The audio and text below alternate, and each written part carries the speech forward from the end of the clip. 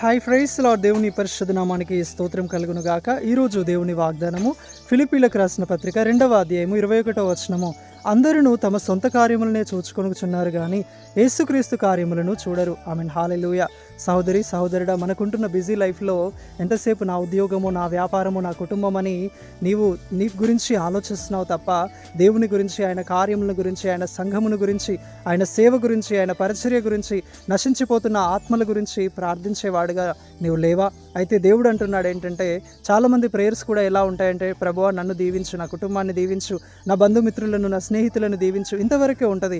Selfish prayers ఆపివేయండి. ఆదిమ సంఘంలో ఆది అపోస్తులందరూ కూడా వారికి కలిగినది సమిష్టిగా కూర్చుకొని అందరూ ఐక్యత కలిగి నశించిపోతున్న ఆత్మల కోసము, దేవుని యొక్క సువార్త ఒక వ్యాప్తి కోసము, దేవుని రాజ్యాన్ని కట్టే నిమిత్తము వారందరూ కూడా స్వార్థమును మానివేసి నిస్వార్థ పరులుగా దేవుని సేవ జరగాలి, దేవుని పరిచర్య జరగాలి, దేవుని సువార్త ప్రకటించబడాలి, నశించిపోతున్న ఆత్మలు రక్షించబడాలి, దేవుని యొక్క రాజ్యము కట్టబడాలని వారు దేవుని యొక్క సేవ విషయమై, పరిచర్య విషయమై, దేవుని కార్యముల విషయమై అత్యాసక్తితో వారు ముందుకు వెళ్ళినప్పుడు మరి ఎన్నో నగరాలను, దేశాలను వారు మార్చగలిగారు.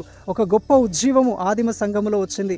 ఈరోజు నీవు కూడా ఈ సెల్ఫిష్ ప్రేయర్స్ అన్ని మానివేసి దేవుని పక్షముగా నువ్వు నిలబడినప్పుడు, స్వార్థంగా ఆలోచించడం మానివేసి నిస్వార్థంగా దేవుని యందు భయభక్తులు కలిగి దేవుని పక్షముగా నువ్వు నిలబడి దేవుని సంఘములో నువ్వు నశించిపోతున్న ఆత్మల పట్లను అనేకుల కొరకు నువ్వు ప్రార్థించేవాడుగా ఉన్నప్పుడు అప్పుడు దేవుడు నిన్ను వర్ధిల్లింపజేస్తాడు, నిన్ను ఆశీర్వదిస్తాడు. ప్రభువుటి కృప మనందరికీ దయచేయునుగాక.